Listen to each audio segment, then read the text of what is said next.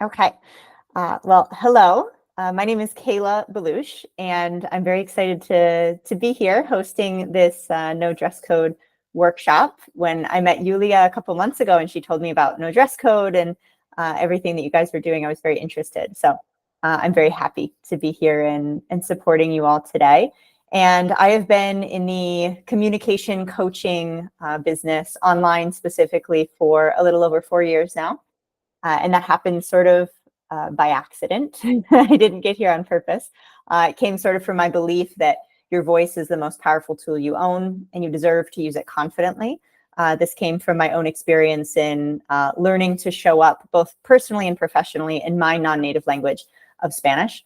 And so I started to create customized practice strategies based on hyper-specific needs and goals for entrepreneurs, so that they could have a personalized action plan to create a better version of themselves as a communicator.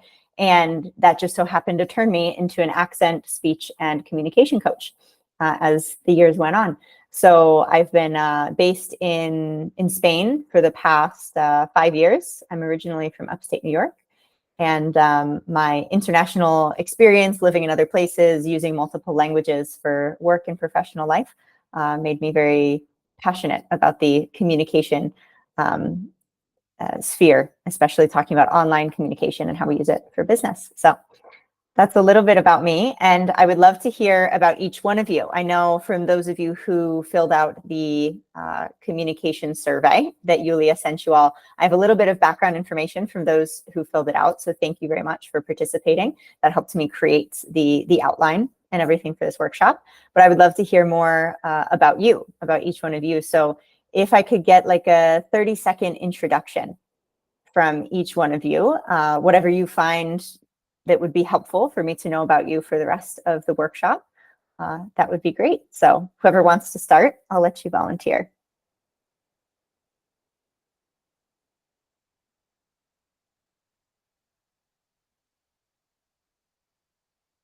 I can start, like, if no one. Great, Nika.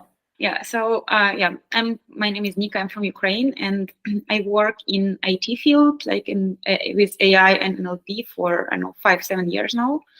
And also I have a small project with a friend. We are right now developing the platform for tiny houses in Ukraine.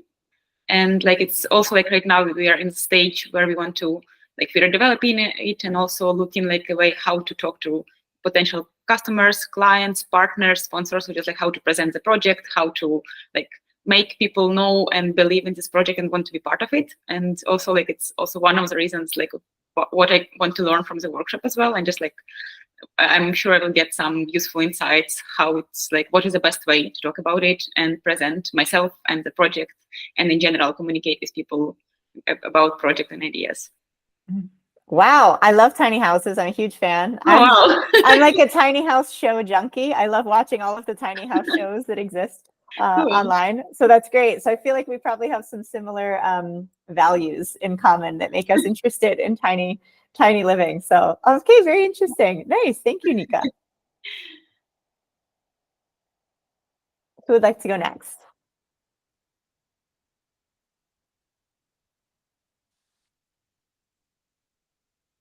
Girls, are you shy or you don't have opportunity to speak? Nope, sorry, I'm not shy. No, I lost my connection. I keep on losing it, but I'm here right now. By the way, tiny houses, I also love it. I love to hear more about that project. I didn't even know we were doing something like that. But yeah, anyway, so I am Blanca. Hi guys. I'm gonna turn on my camera. Hello. I'm a digital marketer on paper. Right now, we are actually working together with Federica there on a homeschooling application when we're trying to lure homeschooling parents and teachers and educated educators to this platform where they can share activities together, plan activities together, nature journal together, and basically bring back children to the original way of educating them, where we actually had fun. So we're currently building an application on that one, and we're having loads of fun. Wow, I feel like I have a lot in common with you guys that I wasn't expecting. I was a homeschooled kid for for a few Wow, years, really? and I loved it. And all my Wow. friends made fun of me, and I'm like, "There's so many things I learned from homeschooling," and people think I'm a nerd. But Oh, that's I loved amazing. my homeschooling years. So Oh, that's amazing to hear because I don't know that many people actually who were homeschooled. I don't think it has a culture, at least in my country. It doesn't really have a culture, but it's lovely to hear that. yeah, where are you from? Budapest, Hungary. Ah, Hungary. Okay, I don't think you said that before. Yeah, in Europe, I feel like it's less common in general, or at least the Europeans I know don't talk about homeschooling as like a I thing. think But so. in the U.S., I know a lot of people that Hmm. have been homeschooled. Cool. Cool. Yeah, I Thanks. think you should. Sorry. I think you should talk later. Like since Kyla, you have experience in homeschooling, then girls would love to hear more from you. Yeah, feel free to to ask if you Thank ever you. have questions. But yeah, I loved being a homeschool kid. Great, nice to meet you, Blanca. Ivan, Yeah, Federica, can either of you? yeah, exactly. Yeah, my name is Fede. I'm from Italy, from Piedmont, but yeah, now I'm based in Lisbon too. So with Blanca, we are working on our project together, and we can like even meet personally. That's cool. And yeah, actually, I also working here in Lisbon, but I'm planning to change my job, so I will not talk a lot about it. But still, I'm selling fintech right now, and yeah, I can speak English, but also German, even better maybe than English. So for me, it would be interesting. Then after that, maybe like after this session and so on, even thinking about it. Okay, like a communication that language, beside my mother tongue, and that's it. Mhm. That's great. Yeah, I think all of us here are at least bilingual, right? Yeah, which is a huge benefit in terms of communication in general, because you see different ways of communicating, both personally and professionally, different options that you don't really get exposed to when you're just within your hometown and your native language, and you see the typical way everyone speaks. You get a lot more exposure to other options of how to communicate and ways to express ideas when you have multiple languages. So I think the best thing to make yourself a better communicator is to speak another language, and you learn a lot about yourself in the process. I think for me, learning another language actually made me a much better communicator in my native language of English as well. So good for you. 3 languages. Yeah, Love it. I totally agree, and I found it super interesting because I actually started German pretty late, like 4 years ago. So, but I moved there, so I learned the language from zero in the country they are speaking in mother tongue. So it never happened before, and it was a cool experience. Like without the language itself, but more like about analyzing myself and how do I want to express myself, because I was like, yeah, an adult already. So yeah, I don't know. It was a cool way also to get to know myself better. But yeah. Yeah, that's great. I love it. Thank you, Fede. All right, we have Nicole has joined as well. Hello, and Imen. Can either of you introduce yourselves quickly? Yeah, I can go next. Hi, everyone. This is Ayman from Pakistan. Lately, I have been out of touch with this group because we had like Ramadan going on and then the Eid event. So I informed Julia. So I think there is a lot that I have to catch up on. But I was pretty much excited for this event specifically, which is about enhancing the communication skills. By profession, I'm a lawyer and I'm also working as a researcher part time. So I think my field specifically requires me to learn how I can communicate effectively and especially about the storytelling stuff because I also like writing. So yeah, this was pretty much about me. And with other two members of my team who I think are not here currently, we are working on an application related to planning travels and trips together with family and friends, how they can easily manage their schedules together through an application. There is a lot to work on, but I hope we can learn good stuff from these sessions and these events, and later on we can develop something very effective for the society. Amazing. Great. And I love your combination of skills that you have going for you Yeah, as well. thank That's you. very impressive. Great. Thank you. Hey, my name is Nikki, and I'm originally from Hungary, but I moved around Europe quite often and to many places. So I can definitely resonate with the fact that you get more exposure to different languages, and with more exposure to different languages, you get a better vocabulary. Although I still think I still struggle with coming across as authentic, because with the Viton vocabulary, I often struggle to think about what to say next, because when I think about it in 3 different languages, and it's hard to choose one and which one I would like to express myself in. That's why I joined the call.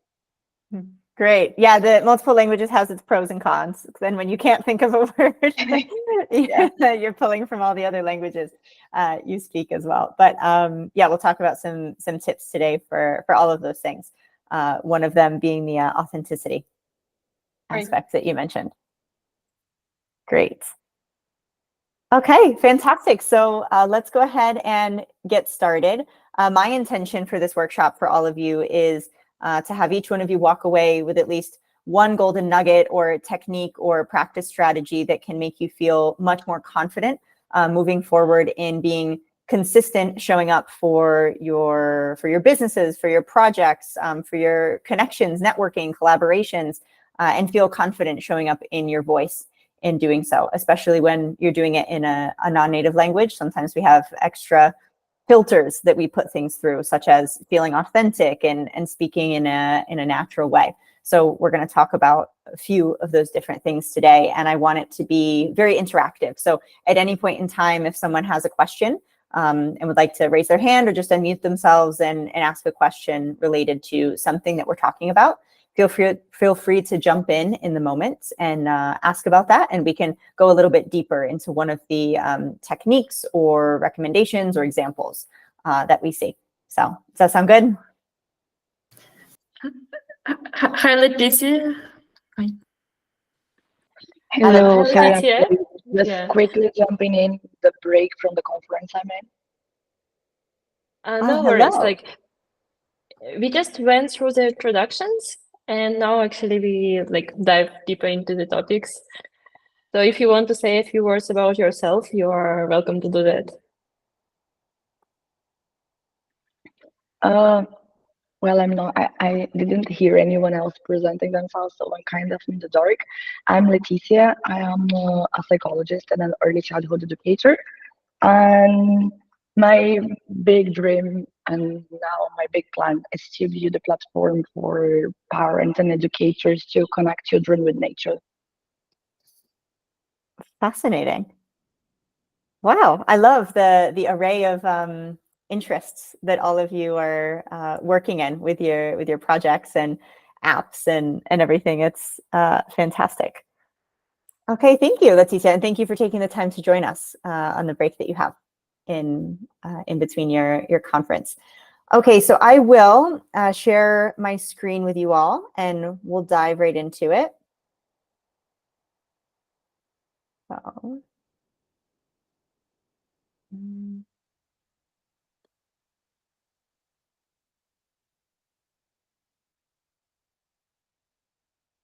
okay. So today we are talking about story selling and communicating your value authentically online. So authenticity is a big part of this, something that multiple people brought up in some questions that they had in the form that you filled out. So some different things that we'll talk about. We did introductions already, but Kayla, 1 second. We see this message, presenter window. This window is just for you. oh, I don't see that. Let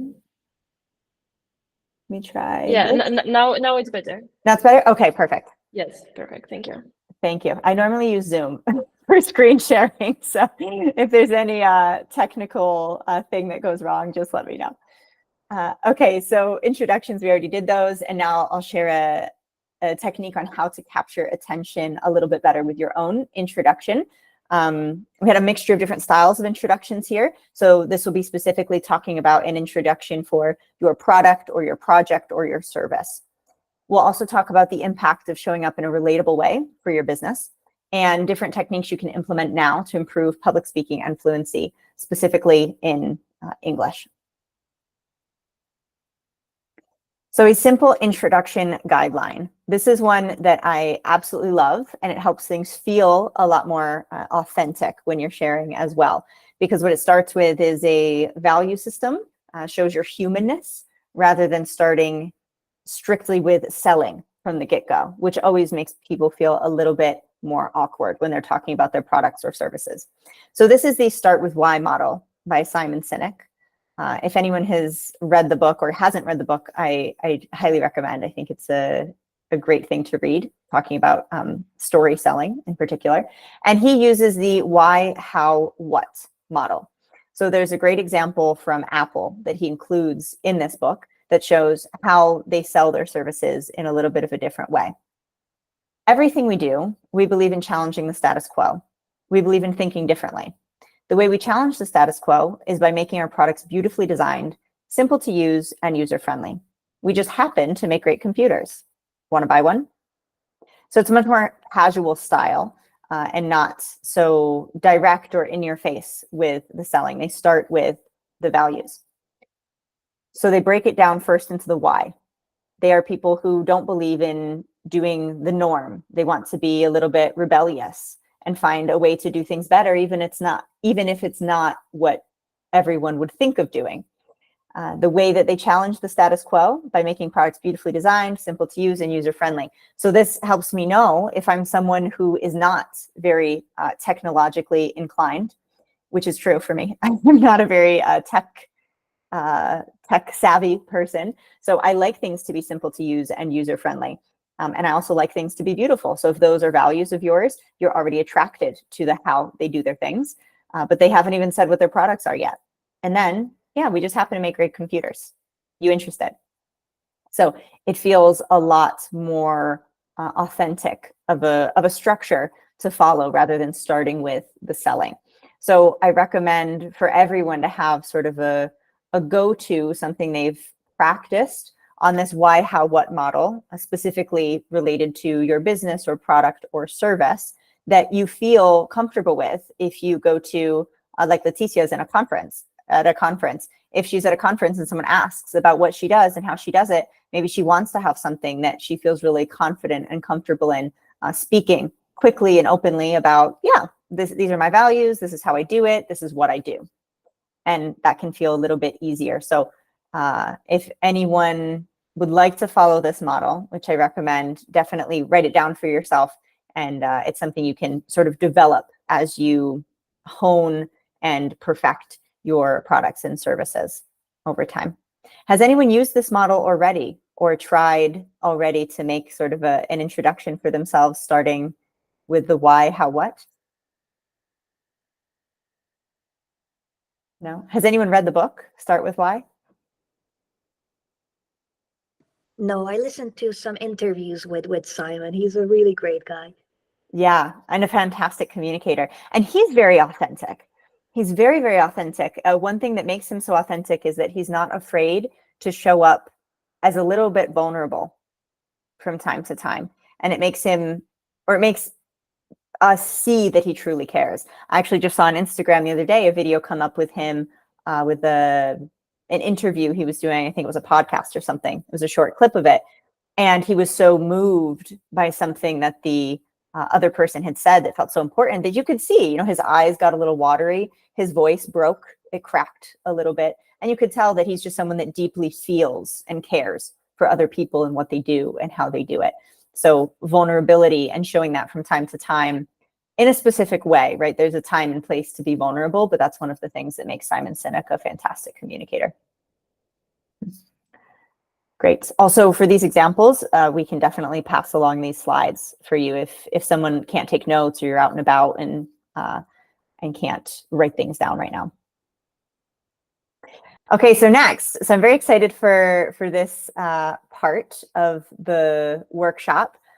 I have gotten the permission from the three of you that recorded some videos as a part of the communication survey that we sent you, the permission to show your videos and also give you some feedback on them. What my first impressions were, my initial reaction to this 1 minute of you speaking. So I will share those videos with everyone. So I'm going to change my tab that I'm sharing here. Just 1 second. And what I would like the rest of you to do when you are watching these is to think for each one, what is the maybe superpower or the positive thing that I really note about this person's communication style that I could help them see. Because a lot of times we talk about, especially when we're in a space where we want to improve, we want to grow, get mentorship, get feedback, we're always talking about those more negative things, or we're critical towards ourselves on what we have to do better. But also we need to know what our strengths are and be able to emphasize our strengths and leverage them as we're speaking online. That can help us feel a lot more confident showing up. So definitely, as you go through the rest of the process in No Dress Code, and you have multiple, sessions over the next weeks with everyone else, when you see a strength that someone else has, definitely reflect that back to them. Because oftentimes we don't realize what our strengths are because it's just normal for us. It's just a part of us. And someone else that's watching might think, wow, I love this person's energy, or I love the way they use their voice, or I love your pace, or I love your authenticity as you speak. So it's important to reflect that back to others when we can. So the first video that I will show is from Federica, from Fede. It's a little fuzzy in the quality. I'm not sure if that's because it uploaded like that, but maybe write down a word or two of what you think a strength is for Fede as you watch the video. Hi, my name is Federica and I come from Italy, from Piedmont. I'm currently at home, but I'm based in Lisbon. In general, I work there, and now I'm part of the team of No Dress Code, and I would love to tell some more about my team's idea, to ask for feedbacks and so on, but unfortunately, because of several different reasons, we didn't come so forward yet, but we will. And about myself and communication, I don't have much experience, but I do love it. So what I did in the field was to take part to cultural and environmental journalism and communication course. So I write some articles for online newspaper here in Italy called the Saper Ambiente, and then I help some friends that have a startup in Germany to to make reels to post on their social networks, so Instagram and so on. But yeah, beside that, I don't have big experience, so I'm open to learn from you. Thanks. Bye. Okay, thank you, Fede, for sharing that video with us. I'd like to hear from everyone else. What's maybe a word or two that you think about when you watch this video? What do you think is something that is a key part of Fede's strengths as a communicator? For me, I loved her energy, but I also loved how she just jumped into the frame in the beginning, which made me think that she prepared for that jump, and it made me smile as well. So I really loved that part, and I also like how she was very lively in the video. She was moving, she was gesturing. Mm-hmm. I totally agree. Nika also said positive energy. See, natural way of speaking, moving the body, makes us connect, energetic, confident energy. Energy was the biggest thing, the biggest word that popped up for me as well, energy. So Fede, you can see that everyone feels that from you. Did you plan to have like the whole jumping into the video? Was that a part of it, or did it just sort of happen like that? Yeah, it actually happened, but because I was home those days, they were really, really intensive days, and I don't know. And then I saw the deadline, and I was already 1 day too late, I think, even. So it was like I just gave my iPhone to my sister, and I was like, yeah, just record me. I will say something. So it wasn't prepared at all. But yeah, I was home. I was in my garden, so I think I felt also good and free. So that's why. Yeah, that's fantastic. And I love the fact that you didn't plan for that to happen. It just sort of happened like that, because it also shows that that's just a part of you and your energy. And that's a really fun aspect of your communication. So I could tell that you're excited to be there, excited to be in front of the camera. I love that you said about communication. You said, I do love it.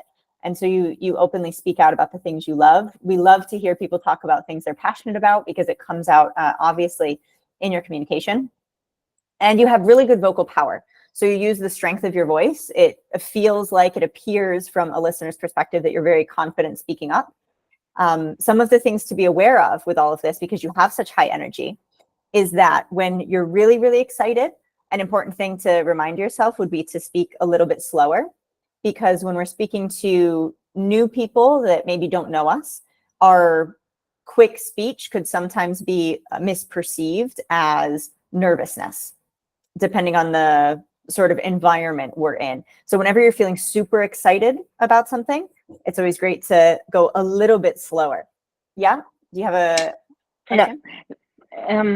Yeah, interesting. And then I now watching my video again, I wanted to ask, like, probably it was really bad that very often I was looking at the floor, right? Like that felt really like, why? Why do you do it? That was another thing that I bothering. had written down. You had like a combination of positive and less positive things that you did there. So one of them was like, you moved around in a way that made you look really comfortable in terms of your hands, but your gaze looked down a lot at the floor. And that became pretty obvious as the video went on, that you did it over and over. So you want to make sure that you're still making eye contact with the camera or with the audience if you're in person. A lot of times we do that subconsciously when we're like looking for words. We'll look away or look down. It is a natural part of communication to sometimes look away or look to the side, look up when you're searching for a word. If you're always staring straight at the camera, it's a little creepy. You have to look away from time to time. But yours was a little bit too much, as you saw. So more contact will also create, or eye contact, I mean, will create more relatability and trust with the people that you're speaking with, because they feel like you're looking at them rather than avoiding your gaze, which sort of makes people feel like subconsciously like you have something to hide. Another thing that you did was every time you had a small break where you were searching for a word, you would immediately fill the space verbally with an or an sound, because I think you like the speed of speech, you like to talk, you like to fill up those pauses. But actually, if you allow yourself to be silent in those moments and create a little space when you're looking for a word, or take a greater pause between sentences, what it does is creates pace variety as we speak. So when a listener has a moment of silence, or maybe there's a sentence you say pretty quickly, and then the sentence after you go a little bit slower because it's a more important sentence, then it makes it easier for the audience to pay attention, because there's a change in speed of speech that makes it more interesting to listen to. So if you go too fast for too long, in 1 minute, it's a little bit less obvious, right? Because it's only a minute. But if you spoke like this for 5 minutes or 10 minutes, then other people might feel a little tired because you didn't take pauses, or you filled in the pauses too much with ums or uhs. So the best part of your communication, that energy, is also the thing to be aware of in terms of when you get too excited or have too much energy, or you're coming off a day where you were doing a lot of things and it was very intense, as you said. Maybe you feel sort of subconsciously like, okay, I have to do things fast, I have to be on the move, and it makes it a little less digestible for someone else to listen to. Okay, thank you, Fede, for sharing your video with everyone. Let me know if you have any other questions on your feedback. And thank you everyone else for sharing what you thought about Fede's video. It's really good. Okay, the next one we have, and I don't think she has joined, no, is Mary's next video. So she'll see this on the recording. again, think of what she does best or what you like about her communication and share it. Hi, my name is Mary and I'm from Tanzania. Me and my team, we are working on traveling app project. Well, most of the time I'm facing difficult on arranging the content while I'm speaking. Sometimes I can switch up things. Maybe I plan to speak this first, but suddenly jump into another first. So it's been a difficult to me while I'm speaking publicly. So you just found out like what you wanted to present. It's just the halfway of what you have prepared. So and in the middle of the speech, you can forget some of things. So I really wish to know what can I do in order to improving my communication skills, and I'll be grateful if you could help me with that. Okay.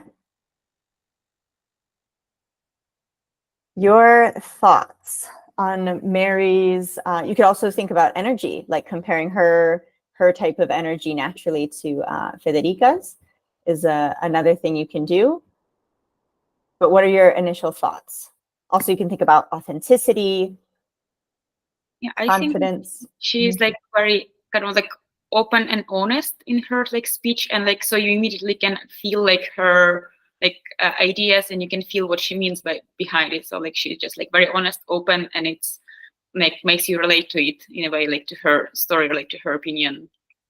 Mm-hmm. Definitely. I feel like when I'm listening to her, she couldn't tell me a lie. I feel like I could just trust everything that she said because of her tone of voice and her energy. Like, this isn't someone who would be even capable of selling something to me that I don't want, right? That's the feeling I get from her. Leticia says the same. I felt like it was a conversation with a friend. Her tone is calm. Eamon says the same, very calm, clear voice, ideas, but lacked eye contact and body language. Yes, so this eye contact, again, something that's very important to have. And body language, something else that'll make her sound or appear more confident is if she sits up a little bit taller and doesn't hunch a little bit. That's something that we sort of instinctively do after a while. We just creep up towards the camera after a while being in a meeting. So it's great that we always have some sort of reminder to pull ourselves back. Yeah, Leticia? Besides what I wrote, I was just thinking as well that as much as she says that it's like she gets lost sometimes, in this speech itself, she took some time to think, but I feel like this was a positive thing. Sometimes when it's really rehearsed, it feels unnatural, and that was nice that it wasn't unnatural. Exactly. Yeah, she allowed herself to take this time to think. Normally we rush, we rush to say something when instead of taking our time. Thinking before speaking, but authentic, as Nicole said. Yes, for sure. Because if someone speaks too quickly, like there's a good combination, or let's say a happy medium that we want to find between speaking with confidence about what we want to say and knowing where we're going with the message, but at the same time, not being afraid when we have to think of a word or something comes up organically in the moment that we add into our message. We don't have to go just as fast with that. We can take a pause, we can think about it. And her calm manner that she had, her tone of voice, feels very authentic and honest. A very different energy from Federica's, and both of them seemed very genuinely relatable and enjoyable to listen to in terms of tone of voice. So you don't have to have the same energy as someone else that maybe you really like their selling style that you see online, but you're like, oof, my personality is not the same as Federica's, or my personality is not the same as Julia's.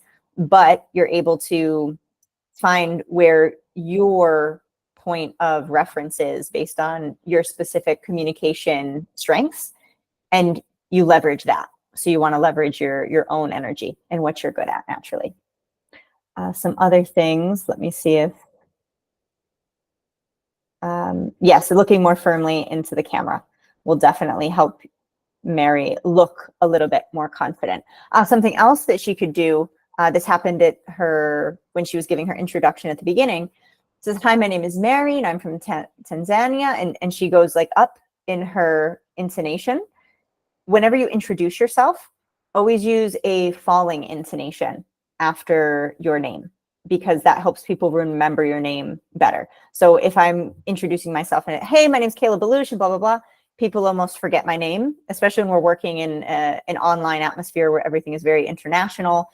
Sometimes it's hard for people to remember names or the pronunciation of someone's name if it's not that common for someone else. Mary is a more common name internationally, so that's a little bit easier. But maybe her name, if her name was something else, it would be hard for someone to remember. So she can say, "Hi, my name is Mary." And you fall down with your voice as you say Mary. Mary. You take a little pause, and then you keep speaking. Yeah, Federica? I was wondering about the background, because my video before was like I had so much sun in my life, in my life.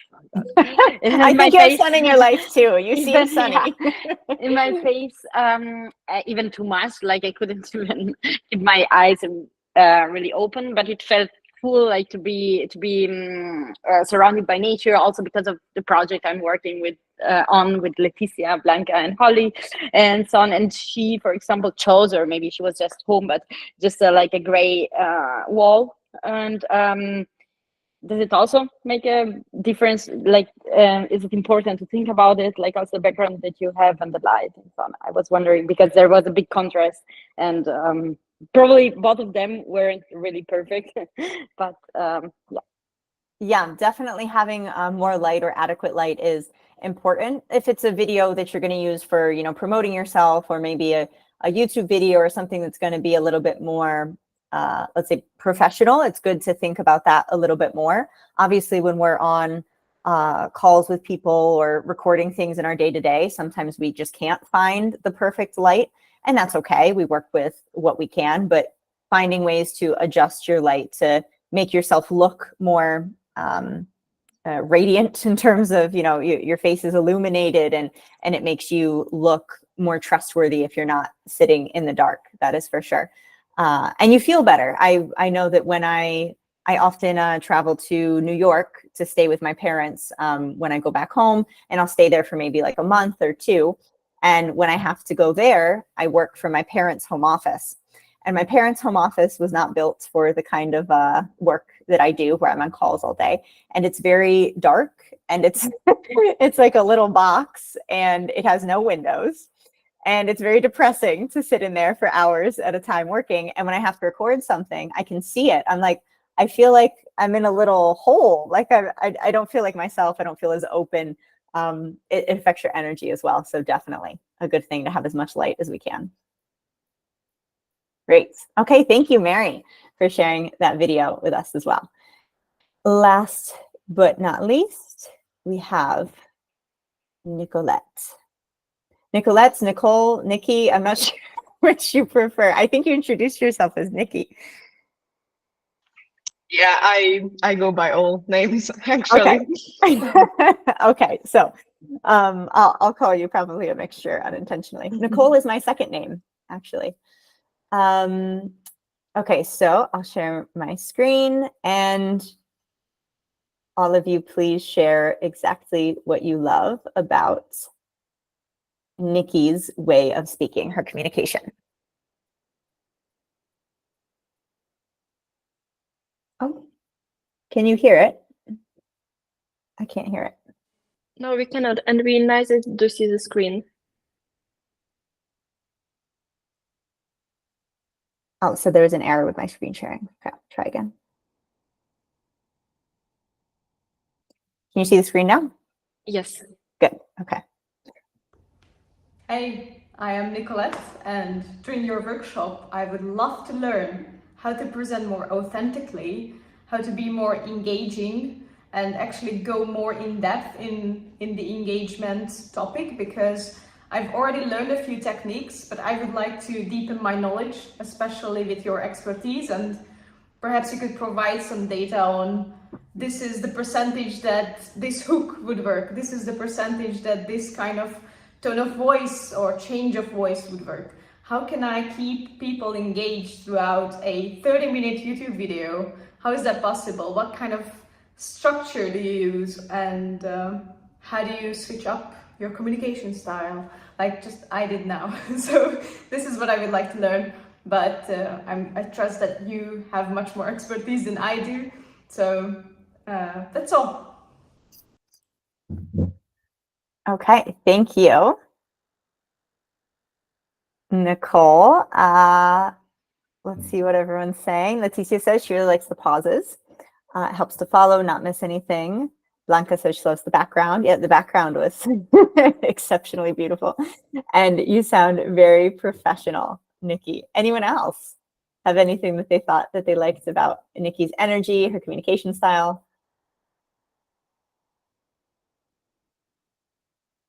Love the view, clear voice, but maybe more expressions can be added. What do you mean by expressions? Are you referring to facial expressions, the way her voice is being used? If you can unmute yourself, Amen. Facial expressions. Okay. Perfect. Good. Fede, her way of communicating is very clear. Seems like she has a very clear grasp of ideas, very professional. Same as Blanca, loves the background. Straight to the point, which is something I struggle with. Okay.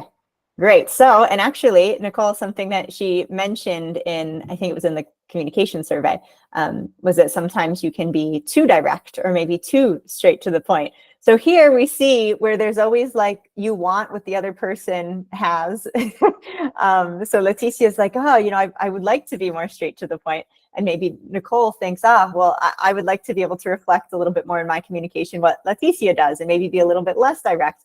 So there's always a combination, and it's based on personal preference and culture as well.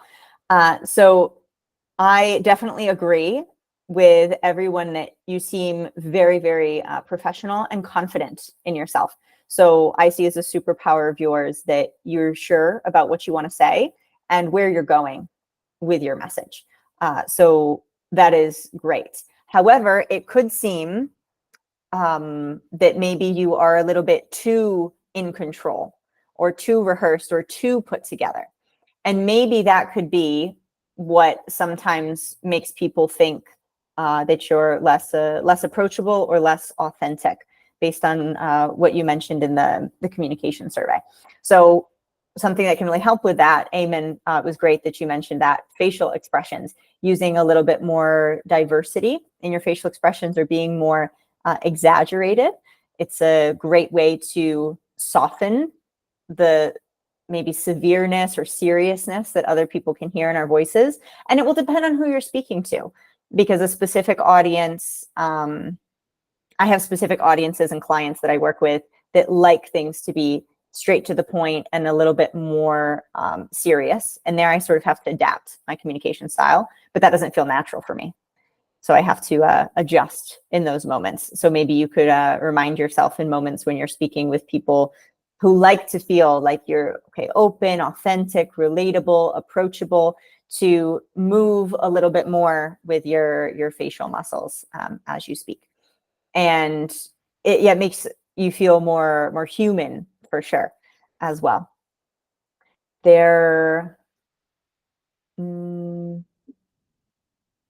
I actually think you could use pauses a little bit more as well. Make it sound more conversational. Like what I just did there, make it sound more conversational. So you hold out a word a little bit and then land on the next word still with confidence.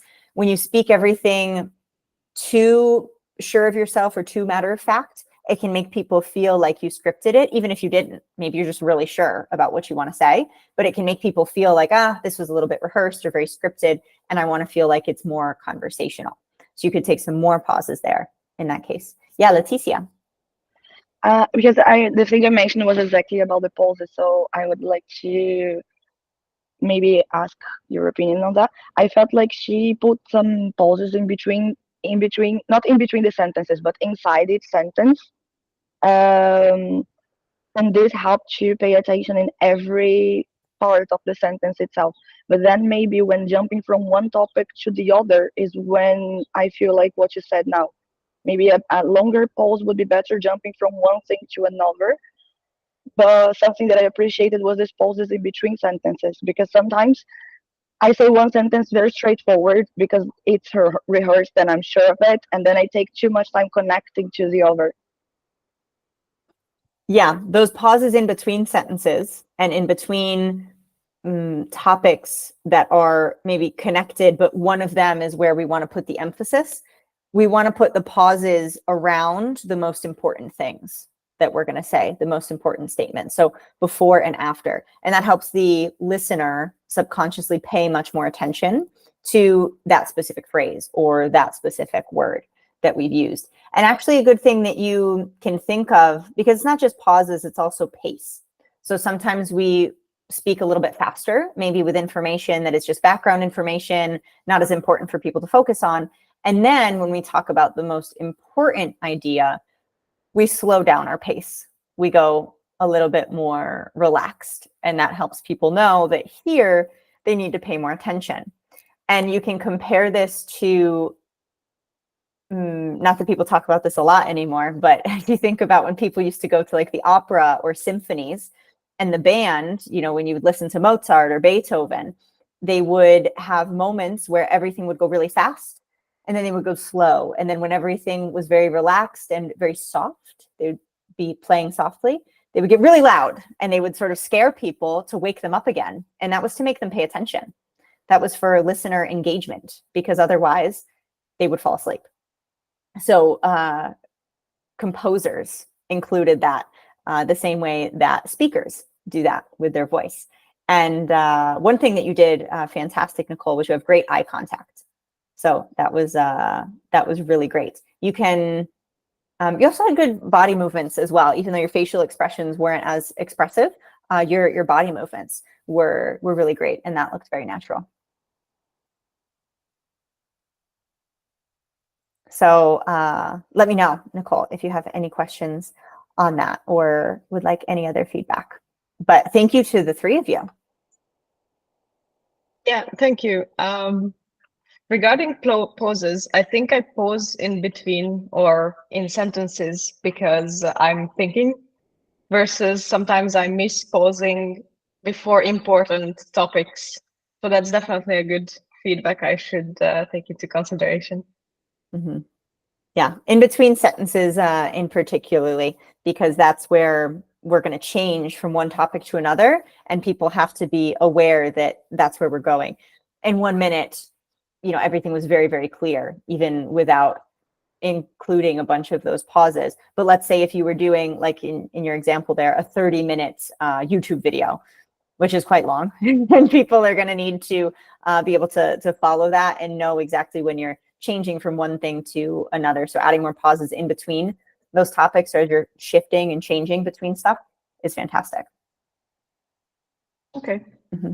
Great. And one more thing I wanted to add based on Nicole's video, because she asked about data or hooks, you know, that are proven to work in terms of engagement.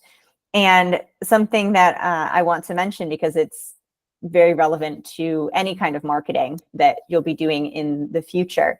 There's going to be specific hooks that work best, or specific kinds of videos, types of videos that work best for YouTube versus Instagram versus TikTok versus Facebook. So from a marketing perspective, you can get data on those specific types of video content for different platforms, but you can have the best hook in the world. And if you don't use your voice in an engaging way, no one's going to listen to the hook, or no one's going to be drawn in. So I actually encourage you, while the data is important for all of you, to think about simultaneously the feeling behind your voice, what you make people feel energetically or emotionally, the way you're able to transmit your values to other people through the way your voice sounds, because that's just as important as the data that drives different types of videos that you might want to make. And I'm not sure if all of you are going to be using the same platforms. Will everyone be using more of YouTube, or is it like a mixture?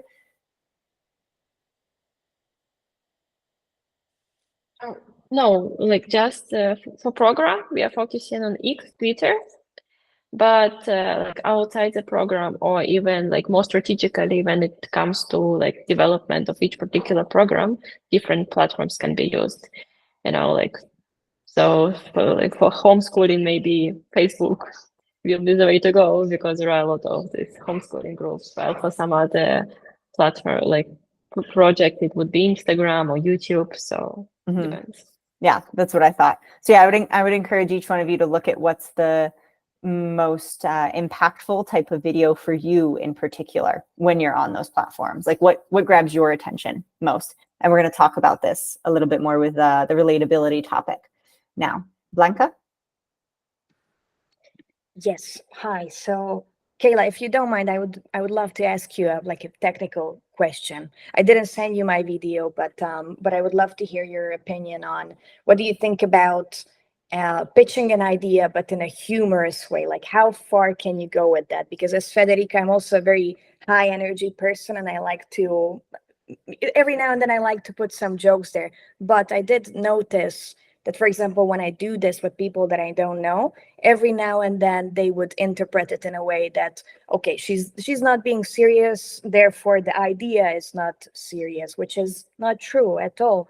So I'm wondering how far I can go, and psychologically speaking, how does it affect people when someone is pitching a serious idea, and it's more of like, and I'm pitching it in a playful way. I love the combination of playfulness with seriousness, because personally, I think it's entertaining. It captures my attention, but this will really depend on the listener. So this is something, maybe you could have like multiple versions of the way you pitch that. One of them that's a little bit more serious, and then one that has some touches of humor here and there. And depending on sort of the energy that you feel from the person you're pitching it to, you can decide which routes you're going to go on. You sort of have to decide in the moment in that case, if you haven't met the person before or you don't really know what their energy is like. But there's some people that you can tell as soon as you meet them, you're like, well, this person's a little serious. I don't think they're going to appreciate my jokes. And then, when you see someone super lighthearted and playful from the second they say hello to you, you're like, okay, this is someone who's going to appreciate my different pitching style. So I would adapt it based on the person you're speaking to, because that can help create rapport with them. If someone is very serious and you try to make a joke, then they're probably going to interpret it as that, as like, this person's not taking it very seriously, which you're right, in your case is not true at all, but it's the perception that other people can perceive, because we like to see people that communicate similar to us. We like to follow, communication styles that are similar to our own. We're very selfish in that way. We just like things that have to do with ourselves. So, which is why I like playfulness. That's amazing to hear. Yeah, I had the same feeling. Like, you meet different sort of people, different types of people, and some of them will be connecting with you, others will not. But yeah, ultimately it goes back to your energy and your personality. So I was wondering this because, if this comes from me in a very natural way, then this is my personality, and this is how I will sound authentic, right? If I'm following my own way of being. And if I go to the really serious side just because people around me are very serious, then I'm wondering if you can still like relay the message to the audience. You'll still be authentic, but maybe use words, and this is where practicing exactly the way you want to say it, the kinds of vocabulary you want to use will come in very handy.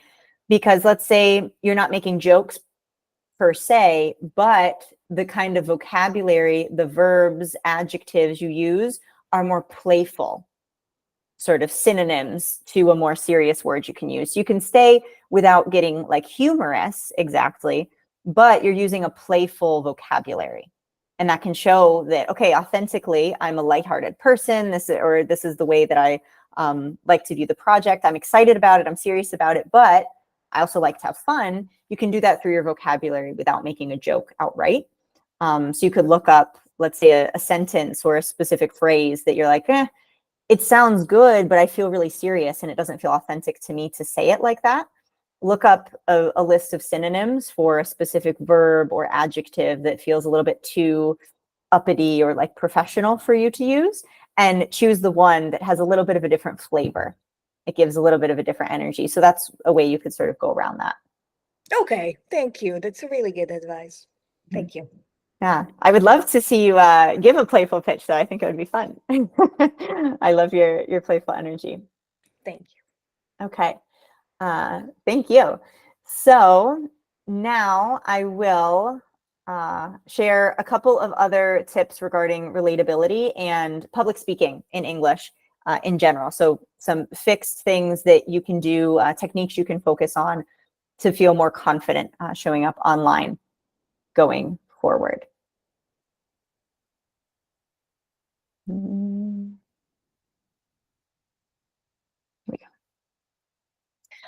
All right, so the next thing I want to talk about is relatability. And this is a big part of authenticity. We feel that people are authentic when we can relate to them. Something that automatically created a big desire for me, or excitement for me to be here today on this call, was in the first two introductions that you guys gave, talked about homeschooling and tiny houses. And I was like, oh my God, I directly relate to that, right? It makes me feel like I can trust you more just because I know that you have an interest or passion or a value that is similar to something I have experienced or that I have enjoyed in the past. So you want to be relatable with your audience. And that's one of the most powerful drivers of online video shareability right now.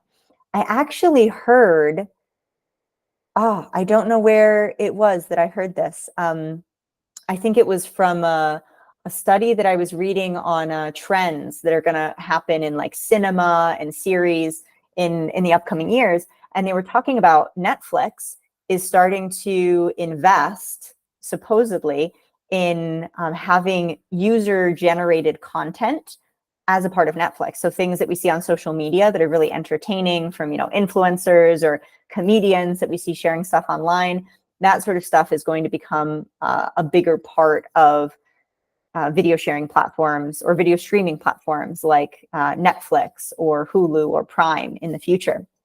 So your audience needs, for this relatability factor, your audience needs to know, like, and trust you. This is something that you've probably heard before. It's a pretty big thing that comes up when we talk about relatability: know, like, and trust. And what's a part of that knowing, liking, and trusting? Well, a good thing for you to use as a filter is to make a list for yourself of what makes you know, like, and trust someone. Because we all have very different energies. We have different communication styles and preferences, and no one is better than another. There are ones that are more adequate for specific circumstances or situations, of course, but there's a huge variety of options of ways you can communicate yourself and still be drastically impactful and influential in your message, in your product, in your service. So think about for yourself, as you are consuming things over time, what about each product that you love makes you feel like you can relate to it? What makes you like it? What makes you trust it? And how did you get to know about that product from the beginning? And the way that you are consuming things will probably be a very authentic way for you to then share your video content later. Because if you know that this works for you and this is something you like, it's going to feel more authentic for you to relate to other people in that way as well. So some people feel it's easier for them to like and trust a vlogger, maybe a vlogger that you listen to online and you love to hear the products that they recommend.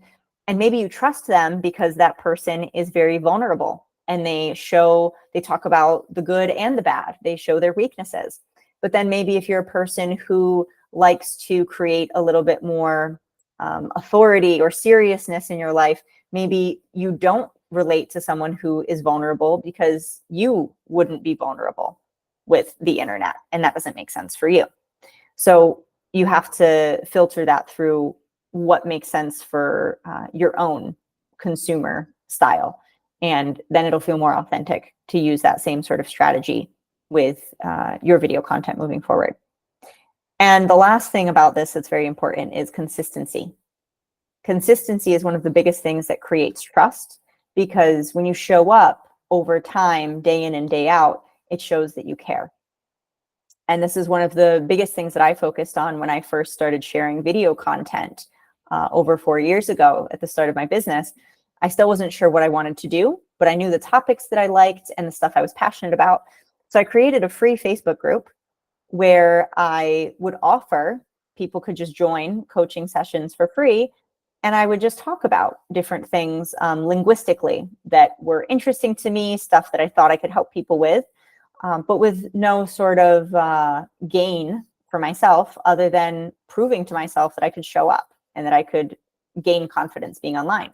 And consistently, I showed up for it was about 3 years, 3 times a week in this Facebook group on the same days at the same times. I did it religiously to show that this was something that I cared about and that I was someone people could trust, and people really enjoyed it. People love to see that I dedicated myself so much to something that I didn't earn any profit from, but that I just really cared about.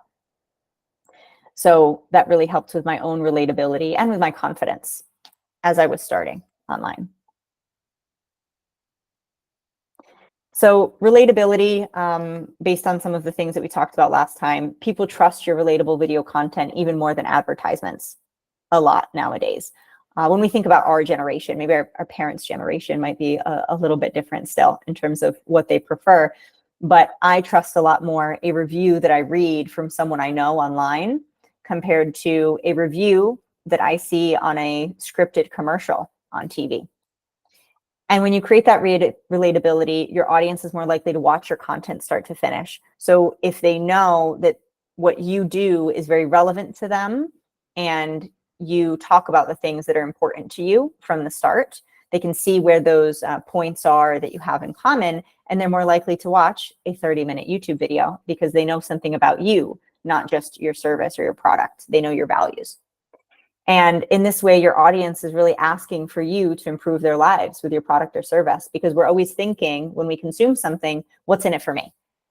So I'm asking for you to entertain me. I'm asking for you to give me a solution. I'm asking for you to make me feel better about myself. It depends on what industry someone is in.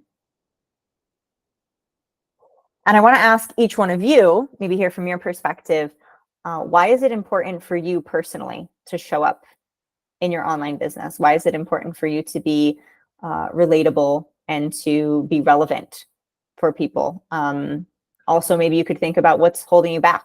What's holding you back from showing up in your online business?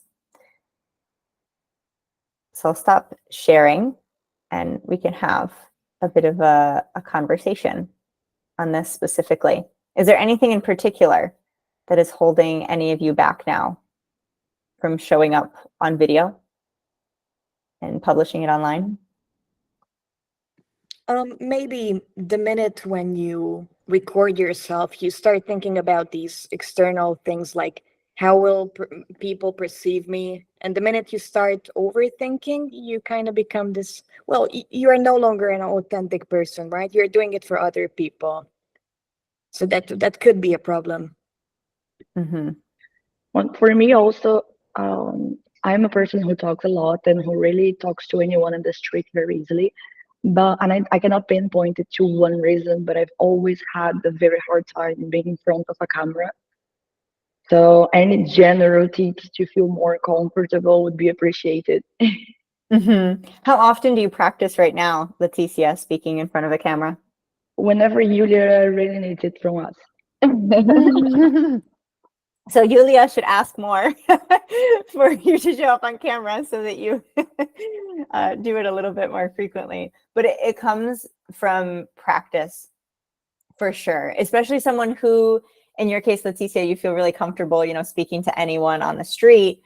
you have the person in front of you, you can picture that person, you see them, and that feels a little bit more comfortable. So when you're speaking to the camera, imagine that you're speaking to the person that you're most comfortable with, not speaking to a bunch of strangers, but rather your best friend or a business partner, or to Yulia or whoever, you know, makes you feel comfortable speaking out loud. I think just thinking about it now, I think it can have something to do with when you're talking to someone in person, you have kind of this live feedback and you can read the situation and adapt. While when you're making a video, you were just like taking a shot and you don't know how this person is going to be seeing in the middle of the video and you cannot adequate the speech. Mm-hmm. This is something we're going to talk about a little bit more in the next upcoming slides. So we'll get into that in just a minute. I will also comment from my side because it's something I also struggling with, like to show up consistently. And for me, like part of the problem is like by nature, I like deep conversation with people. So when I can go deep into the topic and have like also feedback back, but when I'm to craft a message for a big audience, it becomes really I'm speaking to someone and no one at the same time. So I really like, without having this like reaction back or even some like small comment, oh, nice video, I agree, I support. For me, it's not enough to like keep myself motivated for sharing this message with people. Mm-hmm. Yeah. Another thing that we're going to talk about in the upcoming slides. So does anyone else have anything similar they feel actually? Or something else that holds you back that's a little bit different? I'd love to hear I that think too. like for me it's like similar as like to Leticia, like because when you speak with people, person or like people live or online, you see reaction, you see some feedback right away. So like you feel comfortable talking to person or like even like it can be a huge audience. But if you talk to a camera and there is no one behind, you just like, okay, so you get lost. Like I get lost. I don't like understand like should I pause? Should I speak more? Should I elaborate on some topic? Or, like how should I act? Because like it's just like speaking to a wall and you don't get like feedback right away or like even any slight like notification that like someone understood you or like you should do something differently about this. So it's always like this. Mm-hmm. Yeah. Okay.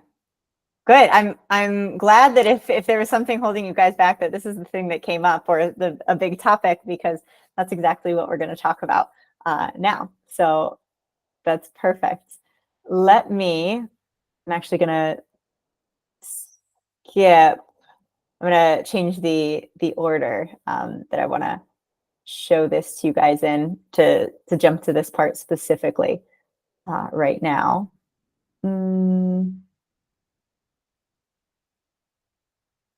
Okay.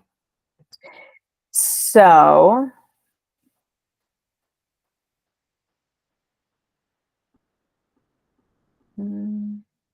oh yeah, Julia, you had something else to say?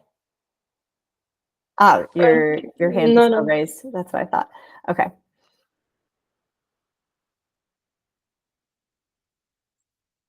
So public speaking on camera versus in person. This is a really important topic, and one of the things that held me back the most when I first started, because I felt very comfortable public speaking in front of people, and on camera, I felt like such a weirdo. I felt terrible. I didn't like it, and I never perceived myself as someone who could show up online. So that was a really big mental block for me. But the essence of public speaking, what is it? The act or process of making speeches in public is one definition from the Merriam-Webster dictionary. And the second definition is the art of effective oral communication with an audience. An audience can be any number of people. It could be an audience of 10,000 people, or it could be an audience of one person. And when I started to focus on thinking of my public speaking as just speaking to one specific person, that made me feel more comfortable, or the one specific person that I knew needed my service or wanted my support, or maybe I had an example of a perfect client that I had had in the past, and I acted as if I were speaking to them every time I made something, then that felt really good. Actually, something that I have done as well is when I was making, let's say, a video for a specific person, like feedback for a client, you could take a clip of that feedback of you just speaking really naturally with someone and use that as something that you share about, this is the kind of value that I give, or this is the kind of way that I go about giving value or feedback in my service, in my product. Obviously, it depends on the kinds of things you're talking about, but you can find a way to incorporate something that you do in real time, part of a recording of a live call. Maybe use that as something you upload to social media as well. Some differences between on camera and in-person speaking. So on camera, your audience is often invisible. As we said, anytime you can make yourself visible to help other people, it's a huge deal. It's really helpful. So when someone, you join a Zoom conference and everyone has their cameras off and someone is just talking to a bunch of names, just names and black screens, if you know that that makes you feel uncomfortable, show up and use your face for that person. That's a great thing to do. And they feel more inclined to interact with you if they see your face as well. There's less nonverbal feedback because you can't see their body language, you can't see their faces. Vocal projection, however, is actually easier. So you don't have to, use your voice and speak to the other side of the room. You can use the full resonance of your voice, but you're just speaking to your camera or to your microphone. So it's actually a little bit easier vocally. And on camera, most of the time you have to look at the camera, not at an audience. So if you're recording a video for YouTube or for Instagram, or you're speaking to an audience, but there's no one to actually look at on the screen, you're just looking at the camera. And that's something that takes time to get used to. In-person speaking, you're seeing the reaction, you're seeing the nonverbal feedback, but you must be more conscious of your vocal projection so that everyone can hear you, and you're looking at an audience. Now, being able to look at an audience has its pros and its cons. Sometimes we can get fixated when we can physically see the person in front of us. We can get fixated on looking at a person in the front row, and maybe that person is someone who's very inexpressive. They just naturally don't really make a lot of, they don't have a lot of body language. They don't move their face really. You can't tell what they're thinking. And maybe you start to freak out wondering, is this person interested in what I'm talking about? Is this even important? They're bored, they're disinterested. And maybe that's not true at all. They're just not an expressive person. But you sort of made yourself think that you should talk in a different way or change the subject because of their reaction. So when you are just looking at the camera, you can imagine to yourself what you would like people's reaction to be. Or think about past experiences you've had. Let's say with the example of giving a playful pitch that we talked about before. Let's say that you want to give a pitch or talk about a pitch, but record it on camera in a playful way. And you want the people who are going to watch it to think it's funny and to enjoy it or whatever. When you start to talk, or before actually, sort of visualize for yourself that the reaction that you got from a live pitch that you did to someone playfully, like the most fun person ever to pitch to, that was like, oh, and they played with your jokes and they thought it was super funny and they laughed and they were very dynamic. Imagine that it's that person again that you're talking to, because it was successful that one time and it will be successful again with other people who are similar. And at the end of the day, you're going to attract pretty similar people with a similar communication style to your online mediums of video sharing as well. So the similarities between these two things are you're still speaking to a specific profile of person. So you want to make them visible. Like I said, imagine that person is there. Or sometimes it can help. You guys have the benefit of a lot of you like physically being in the same place. I have often been physically very far from people that I have been collaborating with. So I couldn't say, hey, stand on the other end of the camera and let me like tell you about this as you're recording me, and that feels more comfortable. That's something you guys could do. I didn't have the advantage of doing that, but that's definitely something that could be beneficial for you to sort of help each other out if it feels more comfortable to speak to a person and you have someone else just recording you. And at the end of the day, you are not speaking to an endless sea of potential viewers. You're just speaking to one person. You need to really concentrate on that one profile of person. And that's what makes it more intimate and more relatable.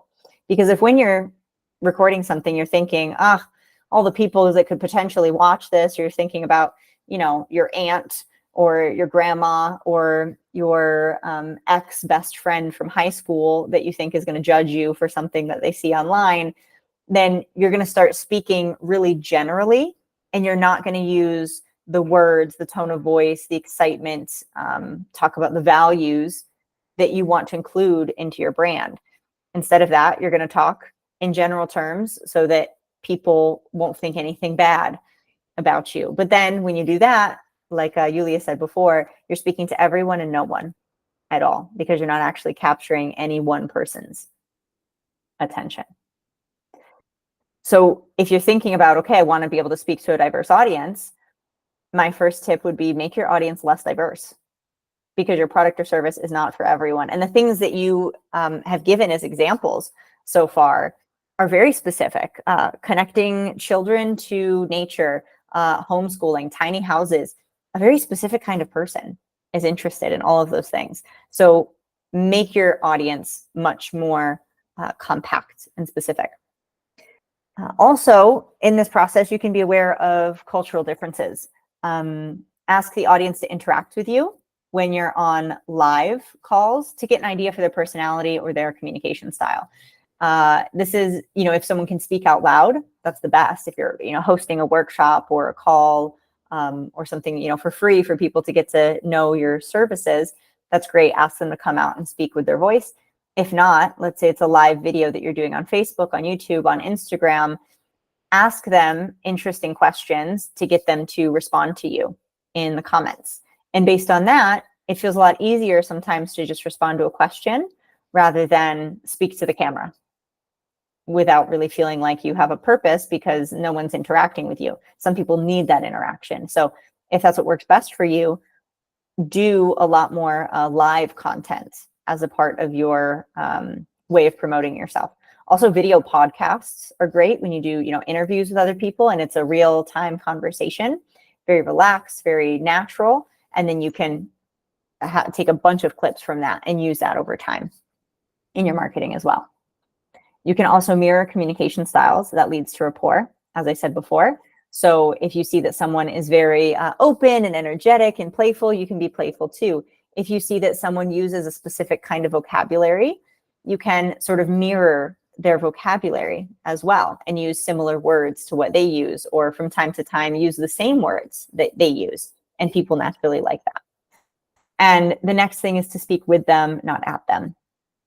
So that's where making a conversation as the basis of what you're talking about really important. So maybe you have polls or surveys that you send to your audience, or you send to people that you know could be interested in the type of product or service that you provide. And then everything that you talk about feels more authentic because okay, these are questions from a conversation that we started together. And it's much easier for me to talk about it. So that can help with the authenticity factor as well. And the last thing I want to share regarding public speaking tips moving forward is specifically with English and the fluency aspect, but this works for any other language or even in your native language as well if you want to start speaking differently in your native language. Think about who has the type of public speaking style, presence, or fluency that you desire. Have maybe 2 or 3 references of people that you really look up to, and find a way to get in the room with them. Now, it doesn't have to be physically. You can just engage and interact with a lot of things that they create online if it's someone who is very inaccessible to you. But you want to engage in those out of reach conversations as frequently as possible. It's going to feel really intimidating at first to jump into the room and talk about things in a way that you're not comfortable with. But the more you do it, it'll become just natural. You're like, yeah, I do this all the time. This isn't even difficult. So the great news for all of you is that you've already done this by joining No Dress Code and being, on these calls and interacting, getting feedback, asking how to improve, giving feedback to each other, helping people see the strengths that they have in one another as well. that we've done on this call, that really helps as well, because you're putting yourself in a situation where you're looking for growth and other people are doing the same. So that is a very helpful aspect as well. Okay, before we go into an action step that we have for you for the end of this call, I would love to hear from each one of you what's been maybe your biggest takeaway from today. A small thing, a golden nugget, an aspect of information, a technique that really will help you moving forward. You can say it out loud or share it in the chat, whatever is easiest for you. Leticia? I think well, it's not a magic pill, but I think that it was very important for me to see that even the things we are self-conscious about our way of speaking, they are valuable depending on the audience or situation you are. So I think it was important for me to see that we don't need to reinvent the wheel and start a new communication style from scratch. That we have in our speech, each one of us, something that we already can horn and use for a specific audience and situations. Yeah, that's great. Thank you, Leticia, for sharing.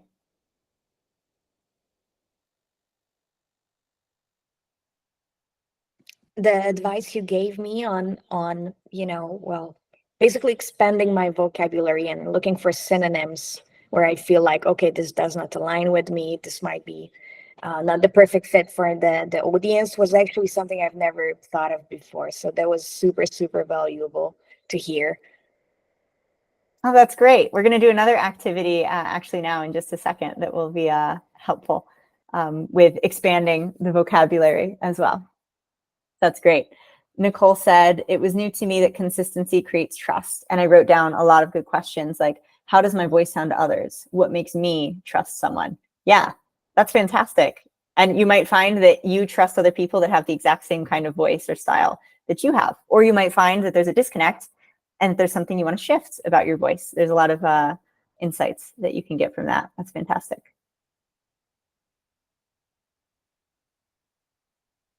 Anyone else want to share their biggest takeaway?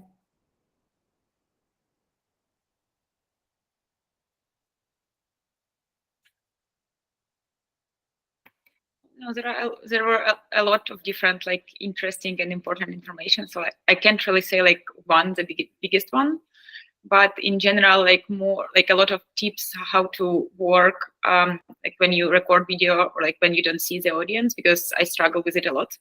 Like when I do different workshops or like I need to record video for something. So like, and imagining someone behind the camera, and actually kind of, I thought like to myself that maybe I should start conversation in my head with a friend and then like start recording, like continuing the conversation. So just like, so to get into the mood, like where it's easy and comfortable to communicate. And then like you just, yeah, like imagine someone there. And also like the way, like in the beginning that you introduced, like why, how, what, like, because I usually do it in different format. I usually like, and it's interesting, I will read more about this and I will try to create the, not the speech, but the sort of a speech in this format to see how it feels, how it relates, and how I can present my project following this structure. Yeah. Fantastic. Thank you, Nika, for sharing. Federica, would you like to share your biggest takeaway as well? I think I agree with everything already said, but one thing, maybe even basic, let's say, but that I found interesting was like this: you're talking with one person, and not with like 1,000 potential people. And I found it interesting also because when with my team we were like working at the beginning on our idea, even if it sounded like so like the basic information to choose our target, let's say, the people we want to talk to, we had like different opinions, and we've struggled a bit also to find actually the ICP for our idea. And again, also for the communication, this thing that sounds so like logical, and then actually it's not that automatic. So I found it interesting to find exactly the same logic also in this session. really, really cool. Great, thank you, Federica, for sharing. Okay, so to wrap up, I'm going to share an action step with you, which Julia is going to explain. Yes, maybe before we jump to the action step, we also, like, everybody turns on the camera and we take a photo. Oh, yeah. That would be nice.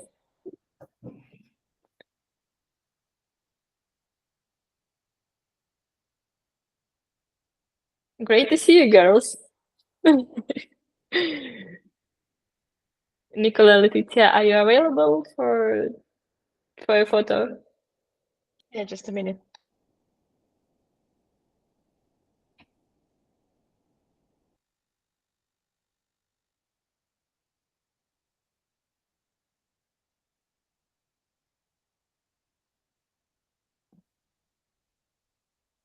A little corner. All right. So regarding the action step, so you remember that the excitement that you had for each group to record a demo video for the prototypes that you have created. So now each of your teams has a great prototype, either in Figma or in Marvel, and then at least two of you recorded the video demos, but like those were like very like draft recordings, and you acknowledge that they don't sound perfect to you, which is completely fine as any first iteration that we have. But what makes more sense now is for each of you to record the demo video following pretty much similar guidelines. So 1 minute video showing the product that your team is building. So why we like set the assignment like this? Definitely it is a good practice, yes, but also it is your way, like of each of you, to try to connect to your consumer in already in this step. So the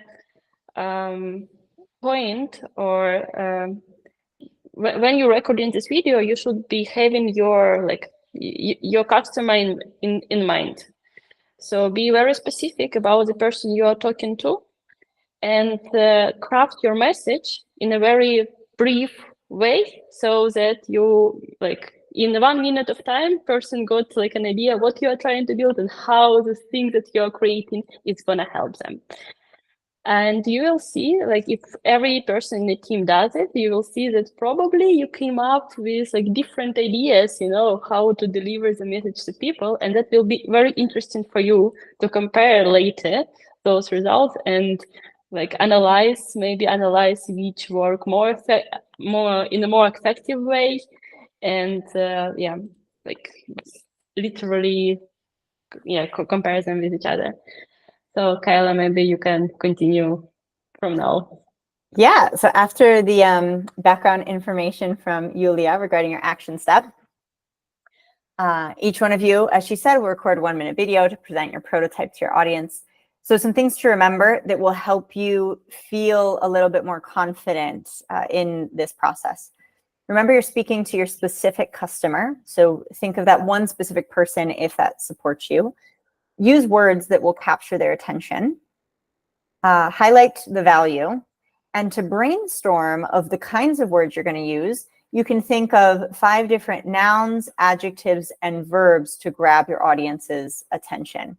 So what are some key words that are going to be very important for you to use that will highlight the value and also be attention grabbing? So let's say you write a first draft of what this 1 minute would look like. 1 minute doesn't give you time for a lot of words. So you want to be as impactful as you can with the words you're going to use.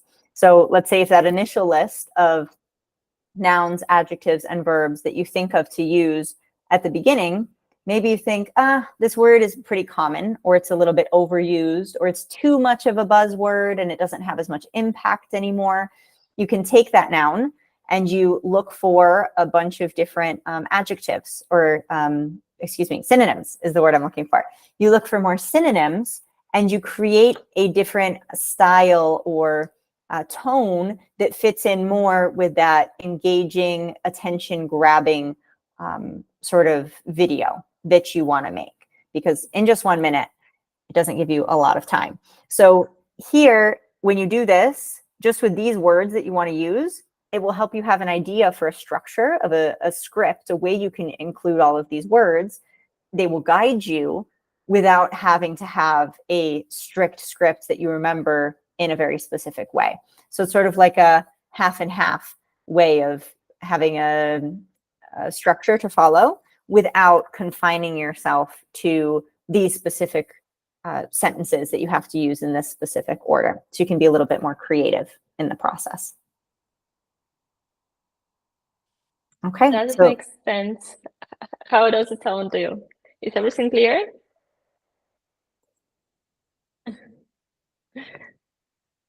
What do you think about this assignment? Do you think it will help you with your products? It's fun. I like creative writing, actually. It really stimulates me.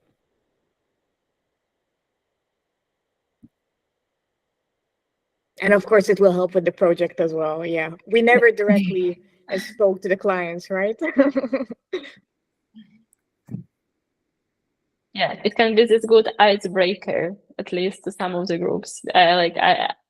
My reflection that like the group of Nicole, you have like better interaction with your customers because it's very easy to find them in cafes in Lisbon, while to other teams, like you're struggling a bit with like finding people and talking to them. So maybe this will actually help to break the ice.